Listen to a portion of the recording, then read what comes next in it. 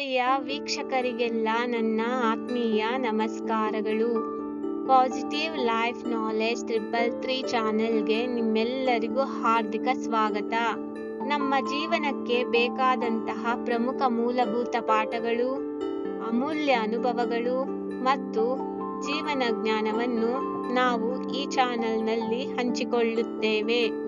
ಈ ವಿಡಿಯೋದಲ್ಲಿ ಬಳಸಲಾಗಿರುವ AI visuals ಮತ್ತು ಚಿತ್ರಗಳು ಕೇವಲ ಉಲ್ಲೇಖಕ್ಕಾಗಿ ಮಾತ್ರ. ವಿಡಿಯೋವನ್ನು ಗಮನದಿಂದ ನೋಡಿ ಮತ್ತು ಕೇಳಿ ಅದರಲ್ಲಿರುವ ಜ್ಞಾನವನ್ನು ನಮ್ಮ ಜೀವನದಲ್ಲಿ ಅಳವಡಿಸಿಕೊಂಡರೆ ಅದು ನಮಗೆ ತುಂಬಾ ಉಪಯುಕ್ತವಾಗುತ್ತದೆ.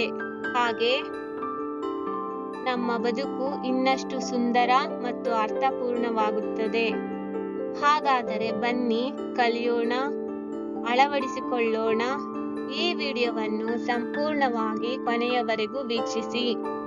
ಧನ್ಯವಾದಗಳು. ನಮಸ್ಕಾರ. ನಾವು ಪ್ರತಿದಿನ ಪ್ರತಿಯೊಂದು ಕ್ಷಣದಲ್ಲೂ ಎರಡು ತುಂಬಾನೇ ಮುಖ್ಯವಾದ ಆಯ್ಕೆಗಳನ್ನ ಮಾಡ್ತೀವಿ, ಗೊತ್ತಾ?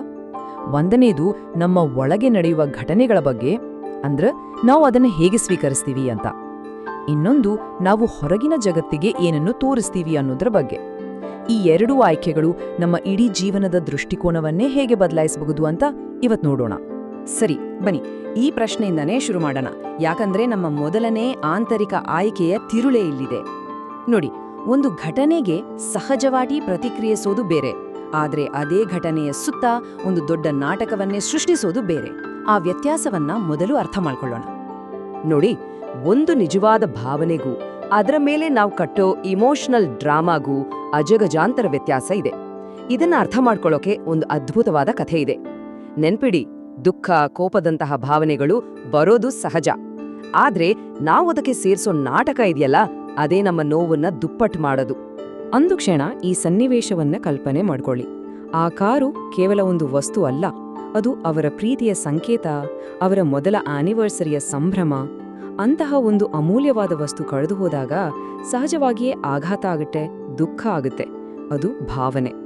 ಈ ಸ್ಲೈಡ್ನಲ್ಲಿರೋ ಹೋಲಿಕೆ ನೋಡಿ, ಇದು ವಿಷಯವನ್ನ ಎಷ್ಟು ಸ್ಪಷ್ಟವಾಗಿ ಹೇಳುತ್ತೆ ಅಲ್ವಾ? ಎಡಭಾಗದಲ್ಲಿರೋದು ನಿಜವಾದ ಸಹಜವಾದ ಭಾವನೆ, ಆದ್ರೆ ಬಲಭಾಗದಲ್ಲಿರೋದು ನಾವು ಸೃಷ್ಟಿಸುವ ನಾಟಕ. ನನಗೆ ಯಾಕೆ ಹೀಗಾಯ್ತು, ಎಲ್ಲವೂ ಹಾಳಾಯ್ತು ಅನ್ನೋ ಯೋಚನೆಗಳಿದೆಯಲ್ಲ, ಇವು ಆ ಘಟನೆಯ ನೋವಿಗಿಂತ ಹೆಚ್ಚು ನೋವು ಕೊಡ್ತವೆ. ಅಂದ್ರೆ ಇಲ್ಲಿ ನಾವು ಅರ್ಥ ಮಾಡ್ಕೋಬೇಕಾದ ಮುಖ್ಯವಾದ ವಿಷಯ ಏನಪ್ಪಾ ಅಂದ್ರೆ, ಈ ಡ್ರಾಮಾ ಅನ್ನೋದು ಭಾವನೆಯಲ್ಲ, ಅದು ನಾವು ನಮ್ಮ ಸುತ್ತ ನಾವೇ ಸೃಷ್ಟಿಸಿಕೊಳ್ಳುವ ಒಂದು ಹೆಚ್ಚುವರಿ ಸಂಕಟ. ಮುಖ್ಯವಾಗಿ ಇದು ನಮ್ಮನ್ನ ಮುಂದಿನ ಹೆಜ್ಜೆ ಇಡದಂತೆ ತಡಕೂರಿಸ್ಬಿಡ್ತದೆ. ಇಲ್ಲಿ ನೋಡಿ, ಕಥೆ ಹೇಗೆ ತಿರುವು ಪಡ್ಕೊಳ್ತು ಅಂತ. ಪಾತ್ರಗಳು ಅದ್ಲು ಬದಲಾಗಿವೆ. ಮೊದಲು ಹೆಚ್ಚು ದುಃಖಪಟ್ಟ ಪತ್ನಿ ಈಗ ಪರಿಸ್ಥಿತಿಯನ್ನ ಒಪ್ಕೊಂಡು ಶಾಂತವಾಗಿದ್ದಾಳೆ.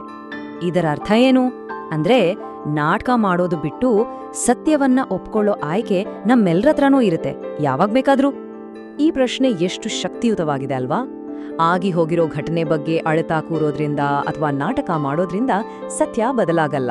ಅದು ನಾವು ತಕ್ಷಣ ತೆಗೆದುಕೊಳ್ಬೇಕಾದ ಮುಂದಿನ ಕ್ರಮಗಳನ್ನ ತಡ ಮಾಡುತ್ತೆ ಅಷ್ಟೇ. ಮತ್ತು ನೋಡಿ, ಆ ಎಮೋಷನಲ್ ಡ್ರಾಮಾದ ಬಿರುಗಾಳಿ ಎಲ್ಲ ಮುಗಿದ್ಮೇಲೆ ಕೊನೆಗೆ ಮಾಡಬೇಕಾಗಿರೋದು ಇದೇ ಕೆಲಸಗಳನ್ನೇ ಅಲ್ವಾ? ಹಾಗಾದ್ರೆ ಆ ನಾಟಕ ಅನ್ನೋದು ಕೇವಲ ನಮ್ಮ ಸಮಯ ಮತ್ತು ಶಕ್ತಿಯನ್ನು ವ್ಯರ್ಥ ಮಾಡೋ ಒಂದು ಅಡ್ಡಿಯಷ್ಟೇ. ಸರಿ, ನಮ್ಮ ಆಂತರಿಕ ಜಗತ್ತಿನ ಆಯ್ಕೆಯ ಬಗ್ಗೆ ನೋಡಿದ್ವಿ. ಈಗ ನಮ್ಮ ಎರಡನೇ ನಿರ್ಣಾಯಕ ಆಯ್ಕೆ ಕಡೆ ಹೋಗೋಣ. ಇದು ನಾವು ಹೊರಗಿನ ಜಗತ್ತಿಗೆ ಹೇಳುವ ಕಥೆಯ ಬಗ್ಗೆ. ಅಂದ್ರೆ ನಾವು ಏನನ್ನು ನೋಡಲು ಆಯ್ಕೆ ಮಾಡ್ತೀವಿ ಮತ್ತು ಏನನ್ನು ಬೇರೆಯವರೊಂದಿಗೆ ಹಂಚಿಕೊಳ್ಳಲು ಆಯ್ಕೆ ಮಾಡ್ತೀವಿ. ಒಬ್ಬ ಯುವ ಮಹತ್ವಾಕಾಂಕ್ಷೆ ಇರೋ ವರದಿಗಾರನ ಕಥೆ ಇದು. ಏನಾದ್ರೂ ಮಾಡಿ ಒಂದು ದೊಡ್ಡ ಸುದ್ದಿ ಹಿಡಿಬೇಕು ಅಂತ ತನ್ನ ಮೊದಲ ದಿನ ಕೆಲ್ಸಕ್ಕೆ ಬಂದಿದ್ದಾನೆ. ಆಗ ಅವನ ಕಣ್ಣು ಮುಂದೆ ಒಂದು ದೊಡ್ಡ ಸುದ್ದಿ ಆಗೋ ಹಂತದಲ್ಲಿತ್ತು. ಆದ್ರೆ ಅವನು ಬರೀ ನೋಡ್ಕೊಂಡು ನಿಲ್ಲಲಿಲ್ಲ, ಅವನು ಒಬ್ಬ ಹೀರೋ ಆದ. ತನ್ನ ಸಮಯ ಪ್ರಜ್ಞೆಯಿಂದ ಒಂದು ದೊಡ್ಡ ದುರಂತವನ್ನೇ ತಪ್ಪಿಸಿದ. ಅಲ್ಲಿ ನೆರೆದಿದ್ದ ನೂರಾರು ಜನರು ಅವನಿಗೆ ಧನ್ಯವಾದ ಹೇಳಿದ್ರು. ಅದೊಂದು ಅದ್ಭುತವಾದ ಕ್ಷಣ. ಆ ಸಂಪಾದಕನ ದೃಷ್ಟಿಕೋನವನ್ನ ಒಮ್ಮೆ ನೋಡಿ, ಒಂದು ದೊಡ್ಡ ಅನಾಹುತ ತಪ್ಪಿದ್ದನ್ನ ಆಚರಿಸೋ ಬದಲು ಒಂದು ದೊಡ್ಡ ಸುದ್ದಿ ಮಿಸ್ ಆಯ್ತು ಅಂತ ಬೇಜಾರು ಮಾಡ್ಕೊಳ್ತಾನೆ. ಇದು ಕೇವಲ ಒಬ್ಬ ವ್ಯಕ್ತಿಯ ಸಮಸ್ಯೆ ಅಲ್ಲ, ಇದು ನಮ್ಮ ಸಮಾಜದ ಒಂದು ದೊಡ್ಡ ಸಮಸ್ಯೆಯನ್ನ ಎತ್ತಿ ತೋರಿಸುತ್ತೆ. ನೋಡಿ, ಇದರ ಹಿಂದಿರೋ ಸತ್ಯವೇ ಇಷ್ಟು. ನಮ್ಮ ಸುತ್ತಮುತ್ತ ಸಾವಿರಾರು ಒಳ್ಳೆ ವಿಷಯಗಳು ನಡೀತಾ ಇದ್ರು, ನಮ್ಮ ಗಮನ ಸೆಳೆಯೋದು ಒಂದೆರಡು ಕೆಟ್ಟ ಘಟನೆಗಳು. ಯಾಕಂದ್ರೆ ಒಳ್ಳೆತನ ಸೈಲೆಂಟ್, ನೆಗೆಟಿವಿಟಿ ಮಾತ್ರ ಸಿಕ್ಕಾಪಟ್ಟೆ ಸೌಂಡ್ ಮಾಡುತ್ತೆ. ಈ ಟೇಬಲ್ ಅನ್ನೊಮ್ಮೆ ಗಮನಿಸಿ. ಪ್ರಾಮಾಣಿಕವಾಗಿ ಟ್ಯಾಕ್ಸ್ ಕಟ್ಟೋರ್ ಬಗ್ಗೆ ಎಷ್ಟು ಕಥೆ ಕೇಳಿದೀವಿ, ಆದರೆ IT ರೈಡ್ ಬಗ್ಗೆ ಪ್ರತಿದಿನ ಸುದ್ದಿ ನೋಡ್ತೀವಿ, ಹೌದಲ್ವಾ? ಕೊಲೆ ಮಾಡಿದವನ ಫೋಟೋ ದೊಡ್ಡದಾಗಿ ಬರುತ್ತೆ, ಆದ್ರೆ ಆ ಕೇಸನ್ನ ಬಗೆಹರಿಸಿದ ಪೊಲೀಸರ ಬಗ್ಗೆ ಎಷ್ಟು ಜನಕ್ಕೆ ಗೊತ್ತು? ಇದು ನಿಧಾನವಾಗಿ ಪ್ರಪಂಚದ ಬಗ್ಗೆ ನಮ್ಮ ಗ್ರಹಿಕೆಯನ್ನೇ ಬದಲಾಯಿಸ್ಬಿಡುತ್ತೆ. ಹಾಗಾದ್ರೆ ಇದಕ್ಕೆ ಪರಿಹಾರ ಏನು? ಒಳ್ಳೆತನ ಮೌನವಾಗಿದ್ರೆ ಅದಕ್ಕೆ ಧ್ವನಿ ಕೊಡ್ಬೇಕಾದವರು ನಾವೇ. ನಾವು ಕೇವಲ ನೆಗೆಟಿವಿಟಿಯನ್ನ ಕೇಳಿಸ್ಕೊಳ್ಳೋದು ಮಾತ್ರ ಅಲ್ಲ, ನಾವು ಪಾಸಿಟಿವಿಟಿಯನ್ನ ಹರಡೋ ಕೆಲಸ ಮಾಡಬೇಕು. ಕಥೆಯನ್ನ ಬದಲಾಯಿಸೋ ಶಕ್ತಿ ನಮ್ಮ ಕೈಯಲ್ಲೇ ಇದೆ.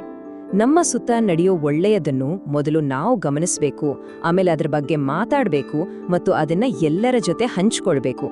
ಇದು ಸುಮ್ಮನೆ ಆಗಲ್ಲ, ಇದೊಂದು ಪ್ರಜ್ಞಾಪೂರ್ವಕ ಆಯ್ಕೆ. ಯಾವಾಗ್ಲೂ ದೂರು ಹೇಳೋದು ಅಥವಾ ತಪ್ಪು ಹುಡುಕೋದು ಬಿಟ್ಟು ನಮ್ಮ ಜೀವನದಲ್ಲಿರುವ ಜನರ ಒಳ್ಳೆ ಗುಣಗಳ ಬಗ್ಗೆ ನಾವು ಮಾತಾಡೋಕ್ ಶುರು ಮಾಡ್ಬೋದಲ್ವಾ? ನಮ್ಮ ಅಪ್ಪ ಅಮ್ಮನ ತ್ಯಾಗ, ನಮ್ಮ ಸ್ನೇಹಿತರ ನಿಷ್ಠೆ, ನಮ್ಮ ಸಹೋದ್ಯೋಗಿಗಳ ಯಶಸ್ಸು. ನೆನಪಿಡಿ, ನಾವು ಯಾವುದರ ಬಗ್ಗೆ ಮಾತಾಡ್ತೀವೋ ಅದು ನಮ್ಮ ಪ್ರಪಂಚದಲ್ಲಿ ಬೆಳೀತಾ ಹೋಗುತ್ತೆ. ಈ ಮಾತು ಎಷ್ಟು ಆಳವಾಗಿದೆ ನೋಡಿ. ಪಾಸಿಟಿವಿಟಿಯನ್ನ ಸಕ್ರಿಯವಾಗಿ ಹರಡೋದು ನಮ್ಮೆಲ್ಲರ ಜವಾಬ್ದಾರಿ. ನಮ್ಮ ಮೌನವೇ ಕೆಟ್ಟದಕ್ಕೆ ಅತಿ ದೊಡ್ಡ ಶಕ್ತಿ ಕೊಡೋದು. ಹಾಗಾದ್ರೆ ಈ ಅಂತಿಮ ಪ್ರಶ್ನೆಯೊಂದಿಗೆ ಈ ವಿಶ್ಲೇಷಣೆಯನ್ನ ಮುಗಿಸೋಣ. ನಮ್ಮ ಆಂತರಿಕ ಮತ್ತು ಬಾಹ್ಯ ಆಯ್ಕೆಗಳೆರಡೂ ಇಲ್ಲಿ ಒಂದಾಗುತ್ತೆ. ನಮ್ಮೊಳಗಿನ ಅನಗತ್ಯ ನಾಟಕವನ್ನ ನಿಲ್ಲಿಸಿ ಹೊರಗಿನ ಜಗತ್ತಿನಲ್ಲಿ ಒಳ್ಳೆಯತನದ ಪರವಾಗಿ ಧ್ವನಿ ಎತ್ತುವ ಶಕ್ತಿಯೇ ನಮ್ಮೆಲ್ಲರಲ್ಲಿದೆ. ಆಯ್ಕೆ ನಮ್ಮದು.